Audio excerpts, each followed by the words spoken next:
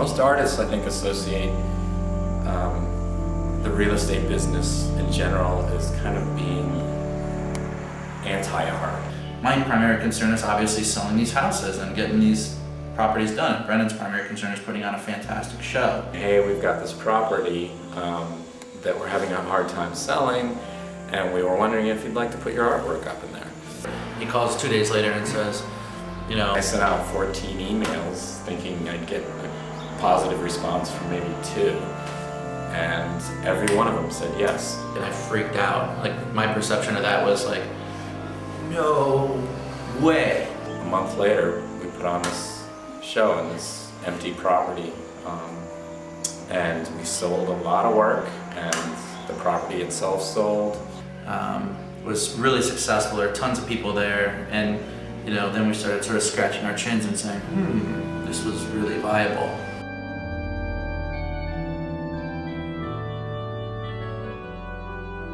If you think about it, real estate artists, and frankly at the time I was having to move because I couldn't afford it anymore, so I wasn't a big fan of real estate generally.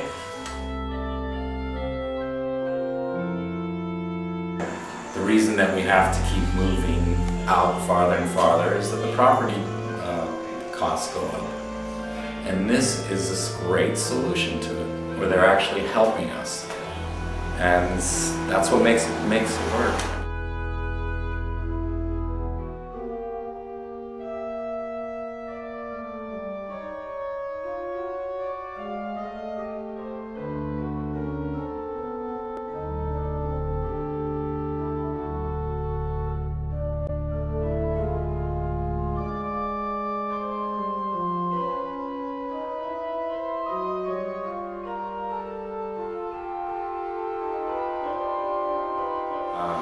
The artists get 100% of the profit. We're not taking a chunk out. Most galleries take like 40–50%, which is why art costs so much.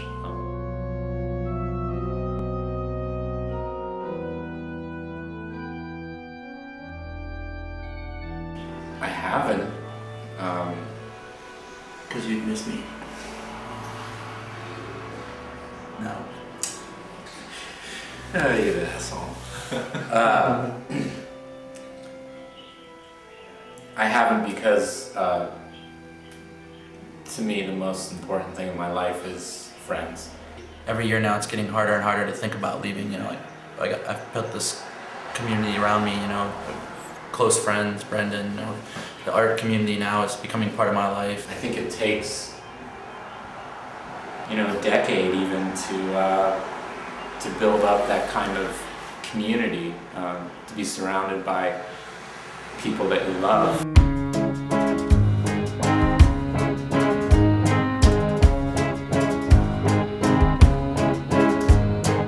Trust in love, not like something's above. To fear, to fake one. I live on the wrong side of the tracks, and all I care about is safety. You know, I just want to make sure that I can walk my dogs and that my little girl can play in the park. There's always this discussion about this gentrification. You know, like is it a you know, is it a good thing? Is it a bad thing? Whose fault is it? What's the cause of it, etc. But I just think it's, you know, the housing market and gentrification it's just a function of it's almost like capitalism. You know, it's a function of supply and demand. I don't have any thoughts on it other than that, really. And to each other, jagged bends out of our mouths. We object to these objects. They are frail, little objects. They are seizure while in nature guarding our will. The first tower got hit, and you know, immediately the TVs in the office went on and everybody kind of gathered around them. And then seeing the second tower get hit, and I'll never forget, I said out loud in front of all these people that really have nothing in common with, oh my God, they're gonna get whatever they want now. That was, I mean, it was that, I was like, these people are gonna take over now. Meaning, obviously Bush Cheney, that whole cabal. I remember having some guy that weekend that was doing an open studios and he handed me an American flag. And I handed it back to him. I was like, no, that's not what this is about. My brother, he's just a stand-up guy. He's the most incredible individual on the face of the planet, you know, and he's a house painter, so, you know, painters are good guys usually, I guess. I'd say disappointing.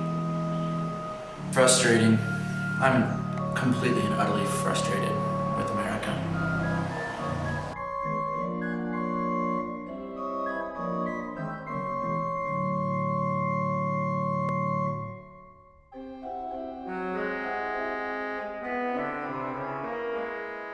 My greatest weakness is doubt. My weakness is my short temper, my quickness to react.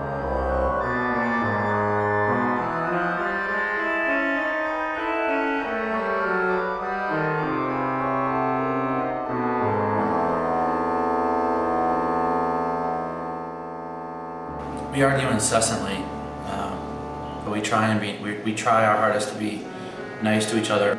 You know, we drink a lot.